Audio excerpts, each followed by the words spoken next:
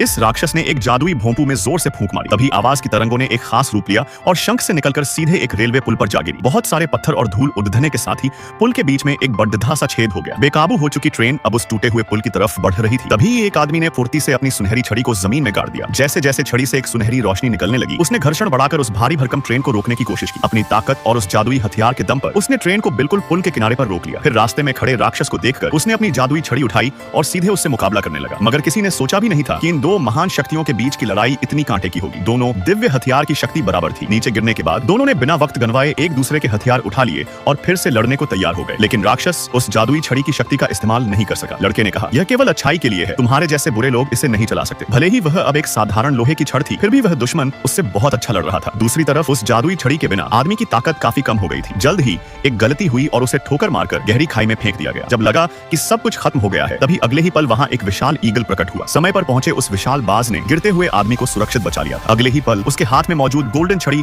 सुनहरी रोशनी से जगमगा उठी। वह नई ताकत के साथ वापस लौटा और दुश्मन का सामना करने लगा। दोनों के बीच फिर से भीषण युद्ध छिड़ गया। यह महसूस करते हुए कि वह उसे आसानी से नहीं हरा पाएगा, राक्षस ने चालाकी से काली धुंध छोड़ी और आदमी का बैग छीन लिया। उस बैग में वह खजाना था जिसे वह पागलों की तरह ढूंढ रहा था। पौराणिक कथाओं के अनुसार भारत के अलग अलग कोनों में 9 पवित्र ग्रंथ बिखरे हुए हैं, जिनमें अपार शक्ति समाई है। यदि कोई इन्हें इकट्ठा कर ले तो उसे ईश्वरीय शक्तियां प्राप्त हो सकती हैं। सालों पहले एक ऋषि ने 9वें ग्रंथ की स्वामिनी को बताया था कि दुनिया पर अंधकार छाने वाला है और उसके गर्भ में पल रहा बच्चा ही रक्षक बनेगा। 20 साल बीत गए और भविष्यवाणी के अनुसार बुरी ताकतें सक्रिय हो गई, जिन्होंने 6 ग्रंथों पर कब्जा कर लिया था। एक बौद्ध भिक्षु ने यह जानकर अपनी शिष्या को रक्षक की तलाश में भेजा। अपनी अद्भुत मानसिक शक्तियों के कारण उसने अंततः उस शख्स को ढूंढ निकाला जिसे अपनी शक्तियों का बिल्कुल भी एहसास नहीं था। वह तो नकली माल बेचने के आरोप में जेल में बंद था। लड़की ने अपनी विशेष पहचान का उपयोग कर उसे जमानत पर छुड़ाया। जब उसने उसे बताया कि वही दुनिया को बचाने वाला है, तो उसने विश्वास नहीं किया। तब लड़की ने अपनी शक्तियों से उसे उसकी माँ के अतीत की झलक दिखाई, जिससे उसे पता चला कि वह 9वें ग्रंथ की रक्षक थी। अचानक बारिश और खून के मिलने से उसकी छाती पर एक मैप उभर आया जो हिमालय के उत्तरी भाग का रास्ता दिखा रहा था। वह तुरंत अपने दोस्त के साथ वहां पहुंचा। रास्ते में वह एक गहरे गड्ढे में गिर गया, जहां उसे बर्फ में जमी हुई वही स्वर्ण छड़ी दिखाई